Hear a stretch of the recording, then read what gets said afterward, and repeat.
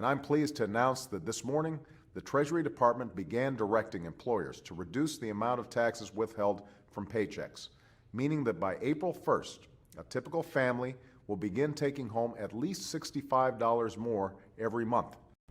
To restore the availability of affordable loans for families and businesses, not just banks, we are taking steps to restart the flow of credit and stabilize the finance. That's why we've identified $2 trillion in deficit reductions over the next decade, while taking on the special interest spending that doesn't advance the people's interests. We can't know for certain why that is, which is why we are taking all necessary precautions in the event that the virus does turn into something worse.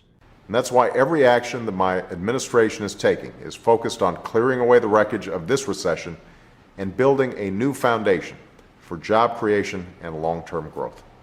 In response, this week, my administration proposed a set of major reforms to the rules that govern our financial system, to attack the causes of this crisis and to prevent future crises from taking place, to ensure that our markets can work fairly and freely for businesses and consumers alike.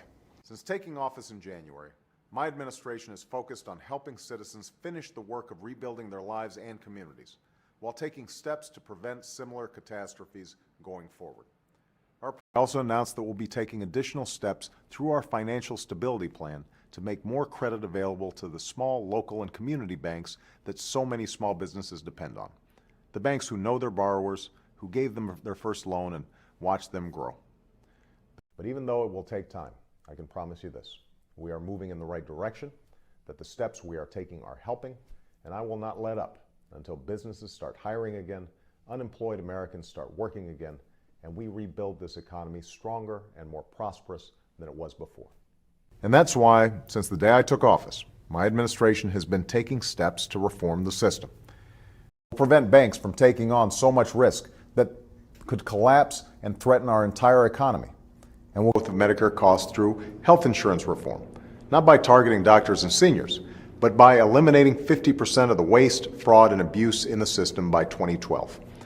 This not only strengthens Medicare, it saves taxpayer dollars. While a majority of senators support taking these steps to help the American people, some are playing the same old Washington games and using their power to hold this relief hostage, a move that only ends up holding back our recovery. At this plant, they're hard at work building the high-quality, fuel-efficient cars of tomorrow. Cars like the plug-in hybrid Chevy Volt that can run 40 miles before taking a sip of gasoline. And long before this recession hit, the middle class had been taking some hard shots. And just as folks have done in every Thanksgiving since the first, we'll spend some time taking stock of what we're thankful for: the God-given bounty of America and the blessings of one another. Not when we know that taking this money out of the pockets of working people is exactly the wrong thing to do to get our economy growing faster. They're taking up the challenge we've issued to scientists and engineers all across the country. If you assemble teams of the best minds in your field and focus on tackling the biggest obstacles to providing America with clean, affordable energy, we'll get behind your work. I'm not taking these steps lightly, but I'm taking them because our economic future demands it. We're going to make sure that no one is taking advantage of the American people for their own short-term gain.